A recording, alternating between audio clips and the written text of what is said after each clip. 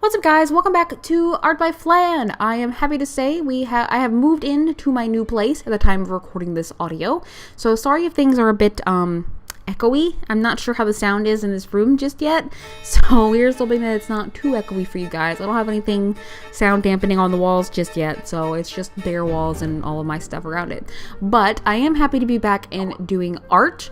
I scheduled quite a few videos in preparation for the move.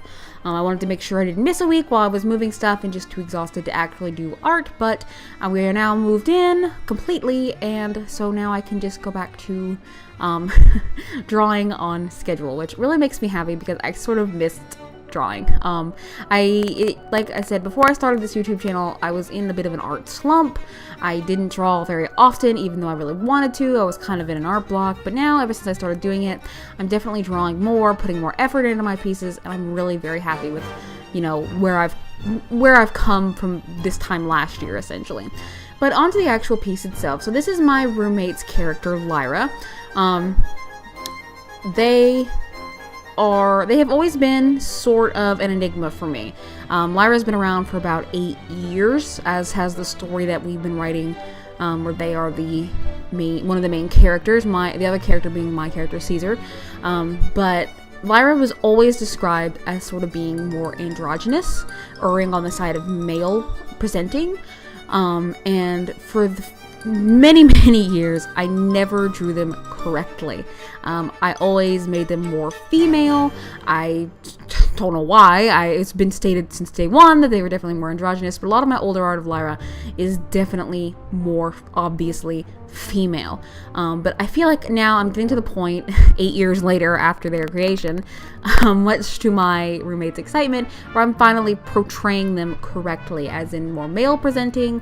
In the story, they've had top surgery, so they don't have any breasts, and it's really nice to finally be able to say that I can draw this character right, because they've been, like I said, sort of an enigma for me for a lot of years, and it's one of those, you know, proud little accomplishments of, yes, I can finally draw my friend's character correctly.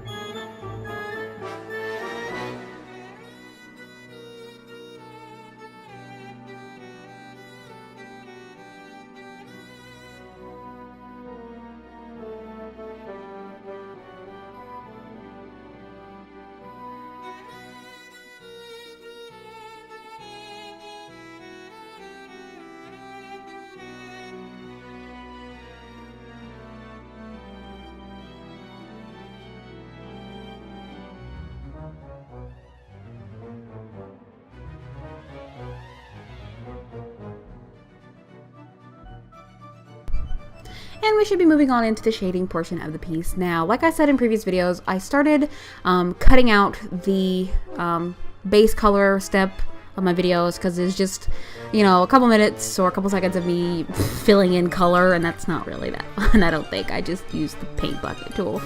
So I've just skipped that and gone straight to shading.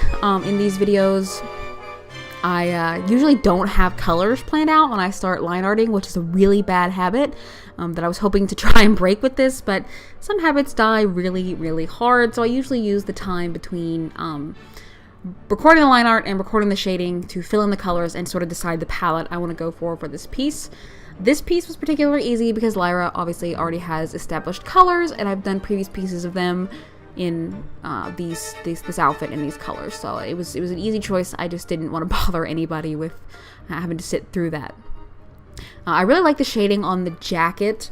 I think it came out really well. I was, you know, a little iffy about it at first, and as you can see, I sort of struggled a little bit, but I'm really happy with how it came out in the end. There were just a lot of little details in this piece that just sort of ate up a bunch of my time, just like the different gold trims and the chair in the background and all those parts on her boots and things like that. So I was really happy to finally be done with this. I ended up tweaking it most of the day. Just I would leave it and then come back to it and like, well, I could change this or do this and color this line art or do this for the background. The background you see in this video is obviously not the finished background, and you'll see when we get to the finished piece that it's not completely different, but a major portion of what I was working on in the video was dumped because I felt like it sort of crowded the picture and detracted from what I wanted to be the focus.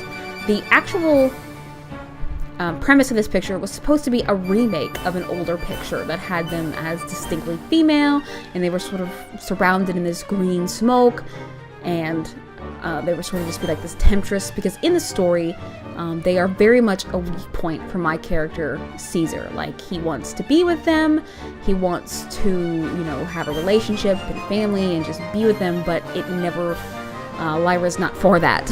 I'm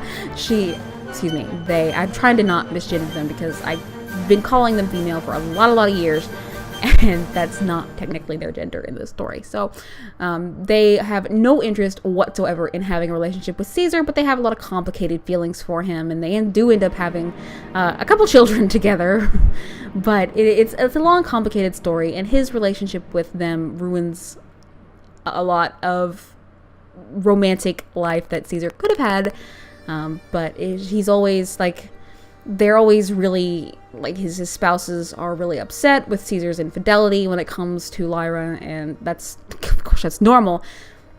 But I've always sort of pictured that jealousy, that, you know, as Lyra's sort of this green-eyed monster, as a play on jealousy, that they are the root and cause of a lot of Caesar's problems, is Lyra.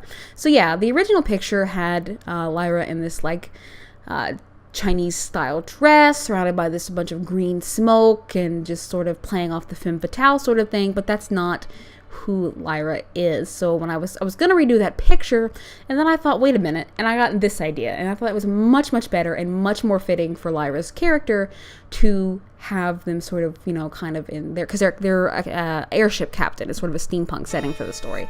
To have them sort of reclining in like a big fancy chair with a cigarette and this smug look on the face of, yeah, I'm the cause of all of your problems. But we're moving on to highlights now. As you can see, I sort of flubbed up and I did the colored shading before I did the highlights, so I had to take it back into SAI and do the highlights, which is not a problem. I just usually forget and have to go back. The chair was something different. I'm not really used to shading like wood grain. I guess it's wood. It could be something else. I didn't think of the materials of it when I was drawing it, just that the colors looked nice. And again, I also ended up tweaking a lot of the colors. I think I made the green darker in the end and just gave it like a darker overlay to the character themselves. Like I spent a lot of the day yesterday from when I'm recording this, tweaking this piece, but I'm really overall happy with how it came out.